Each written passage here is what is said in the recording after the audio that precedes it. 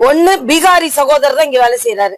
கடலை மிட்டாய் செய்யறதுக்கும் நம்ம வட இந்தியா தென்னிந்தியா அப்படின்னு பிரிச்சு பிரிச்சு பேசிட்டு இருக்கோம்.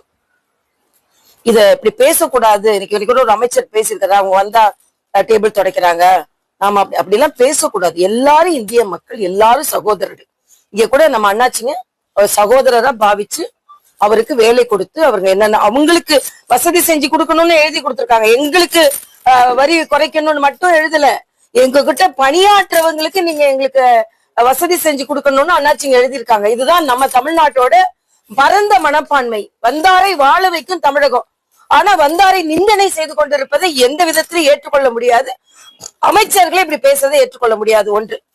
இன்னொன்று, இங்க கோரிக்கையா 2 நல்ல கோரிக்கை. ஜிஎஸ்டி வரி 5% கடலை மிட்டாய்க்கு இருக்கு. அதை பேக் செஞ்சா 18% வரி இருக்குன்னு சொல்லியிருக்காங்க. நான் ஒன்னே ஒண்ணு இங்க தெளிவுபடுத்துறேன். ஜிஎஸ்டி வரி நேரடியா மத்திய அரசு விதிப்பது கிடையாது. ஏற்கனவே இருந்த மதிப்பு கூட்டு ஏற்கனவே இருந்த வரிகள் 16 வரிகளை சேர்த்துதான் ஜிஎஸ்டி போடப்பட்டிருக்கு. நேரடியா மத்திய அரசு இந்த மாநிலத்துல உள்ள பொருட்களுக்கு நேரடி வரி விதிக்கிறது கிடையாது. இங்க உள்ள மாநில நிதி அமைச்சரோட பரிந்துரையின் பேரில் தான் இது விதிக்கப்படுகிறது. அதனால ஜிஎஸ்டின்னு உடனே மத்திய அரசு தான் அப்படின்னு நினைக்க கூடாது. ஜனநாயக முறைப்படி ஜிஎஸ்டி கவுன்சில்ல மத்திய நிதி அமைச்சர் மாநிலத்தின் நிதி அமைச்சர் இணைந்து அவர்கள்ட்ட இந்த கோரிக்கை ஏற்று அவங்க அது நடைமுறைப்படுத்தப்படுகிறது. ஆனாலும் இன்றைக்கு இந்த இடத்துல முதல்ல வந்தது எனக்கு மகிழ்ச்சி. ஏன்னா எனக்கும் கடலை மிட்டாய்க்கும் ரொம்ப தொடர்பு. ஏன்னா நாங்க அந்த பனங்காட்டுல தான் வந்தது நாங்கெல்லாம். அதனால அந்த கருப்பட்டி கடலை சேர்ந்த அந்த மிட்டாய்க்கு ஜிஎஸ்டி வரி குறைப்பு இல்லைன்னா விலக்கு அது அளிப்பதற்கு எங்களது கோரிக்கை உங்களுக்கு நாங்க வைக்கிறோம். இல்ல எது நாங்க என்ன நீங்க சொல்றீங்களோ அதை நாங்க ஒண்ணு.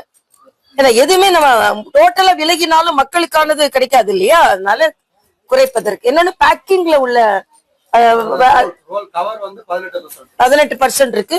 நான் கூட ஒண்ணு கேட்டேன், ஏன்னா சாக்லேட் மாதிரி எல்லாத்துலயும் சாக்லேட் குடுக்குறாங்க, நம்ம அப்படி பிரிச்சு அப்படி சாப்பிட்டுறோமே. அதான் தொழில் தெரிஞ்சவங்களுக்கும் தொழில் தெரியாதவங்களுக்கும் உள்ள வித்தியாசம். நான் அண்ணாச்சிட்ட கேட்டேன், எல்லாரும் இப்படி பேப்பர்ல அப்படி பிரிச்சு சாப்பிடுற மாதிரி இருக்குன்னா ஒண்ணு சொன்னாங்க, பண்ணலாம், ஆனா அது காத்து போஞ்சுன்னா அது கோந்து போயிடும் அப்படின்னு.